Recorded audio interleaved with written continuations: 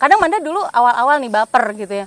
Udah mah wanita tuh hamil, menyusui, ngelahirin harus mikirin KB, bikinnya bareng, ngurusnya juga bareng gitu. Jadi jangan mau enaknya doang dong ya para suami ya. Bareng, ya harus ngurusnya juga bareng.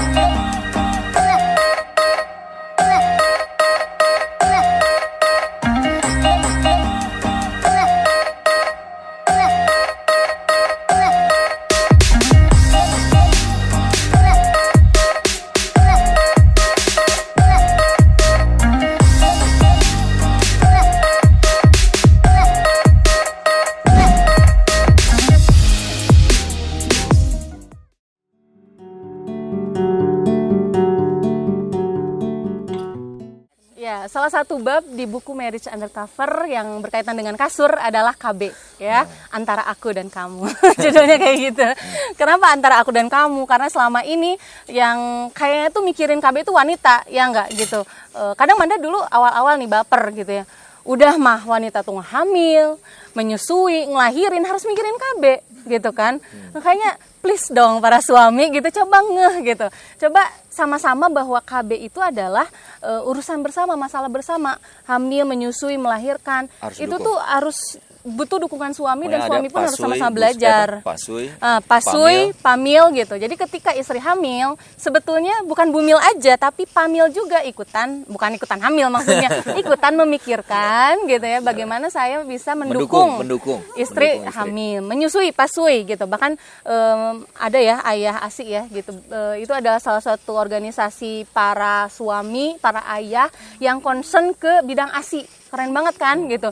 Jadi ada tagline-nya itu, bikinnya bareng, ngurusnya juga bareng gitu. Jadi jangan mau enaknya doang dong ya para suami ya. Harus ngurusnya juga bareng. Dan ngurus itu dari mana? Dari hamil dong. Pas menyusui, melahirkan gitu ya. Nah, kemudian apalagi yang dibahas tadi ya, KB itu sebetulnya keluarga berencana. Ya, ini salah satu program pemerintah, namun bukan berkaitan hanya dengan alat kontrasepsi saja sebetulnya ya. Kita juga apalagi sebagai seorang muslim ya, yang memang kita nggak boleh meninggalkan anak-anak yang lemah, kita harus memikirkan gitu. Akhirnya kita buat keluarga berencana itu bagus, merencanakan. Nah, ini yang harus dibicarakan dari awal, bahkan dari ta'aruf gitu. Kamu mau anak berapa nanti? Itu penting banget gitu. Manda lihat gitu, Manda kalau sering 13 ya. Haikal dari sekarang udah 13. Kenapa 13? Kenapa? Karena GNH 12, 11 Nabi Yusuf 12, kakak 13 katanya gitu. Dia lebih hebat dibanding. Ya, ini udah visinya ke sana gitu kan. Jadi harus dibicarakan, penting karena supaya apa? Manda lihat, Manda amati para pasutri, pasangan suami istri yang baru menikah gitu, atau apalagi yang udah lama menikah, mereka belum punya perencanaan anak gitu, masih bingung anak saya berapa, kemudian nanti gimana ngurusnya, jaraknya gimana, apa di KB apa gitu. Manda aja masih awam dengan KB gitu. Waktu anak 1, kedua Manda masih belum ngerti tentang KB gitu. Jadi makanya kenapa Manda sharing di sini, ibu dan bapak, ayah, ya suami istri dua-duanya harus sama-sama tahu gitu. Jangan sampai istrinya yang nyari, karena setiap suami istri kembali memiliki kondisi yang berbeda, karakter yang berbeda, tempat kerja yang berbeda, ada yang LDM, mungkin long distance marriage ya, yang jaraknya jauh, itu pun beda, nanti KB-nya seperti apa gitu ya. Jadi harus disesuaikan dengan kondisi suami istri itu sendiri. Istrinya gimana, apa termasuk subur gitu kan, ataukah memang misalnya itu bisa dicek loh gitu, kesuburan itu bisa dicek, dan mana juga baru ngeh gitu. Jadi penting banget gitu cek kesuburan, makanya harus konsultasi sama dokter kandungan, itu penting gitu. Kita banyak tanya juga sama ahli agama, sama ustadz-ustazah, itu juga penting kan, kita harus tahu hukumnya seperti apa gitu ya. Jadi kalau secara agama Islam memang ada beberapa pendapat gitu ya, KB itu ada yang membolehkan, ada yang mengharamkan ya. Ada beberapa teman Manda juga ada yang memang nggak KB, karena memang pikirannya KB itu haram jika yang pertama khawatir tidak bisa memberi makan anaknya.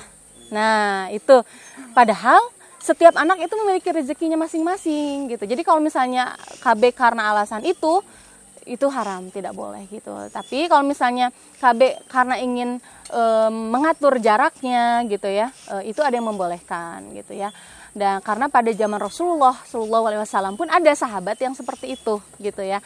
Seperti apa keluarga berencananya secara KB alami. Nah, KB alami itu nanti dibahas juga di situ. Jadi mohon maaf ya, ini agak ini ya, spermanya dikeluarkan di luar gitu ya. Atau ada juga yang memang pakai hitungan tanggal, kalender. Nah, ya jadi lagi suburnya kapan, lagi headnya kapan gitu. Biasanya waktu subur itu 2 minggu setelah head gitu. Masa-masa itulah rentang waktu itu. Tapi sebenarnya tiap wanita juga unik gitu. Nggak setiap wanita sama gitu. Akhirnya memang ada yang saya udah dihitung tapi tetap aja kebobolan misalnya, ada yang kayak gitu ya. Ya berarti memang harus lebih mengenal ke dalam diri sendiri gitu kan. Nah, kalau yang pakai alat KB itu ada yang pakai pil ya. Pil itu biasanya setiap hari diminum sebelum tidur. Ada yang disuntik itu 3 bulan sekali ada. Tapi pil dan suntik ini mempengaruhi hormon gitu. Jadi memang kalau Manda sih nggak disarankan gitu ya. Nah, kemudian KB pasang ya, IUD gitu ya. Itu pasang IUD. Nah, ini tidak mempengaruhi hormon, dia hanya menghalangi masuknya sperma ke sel telur gitu ya. Dihalangi di uterusnya gitu ya.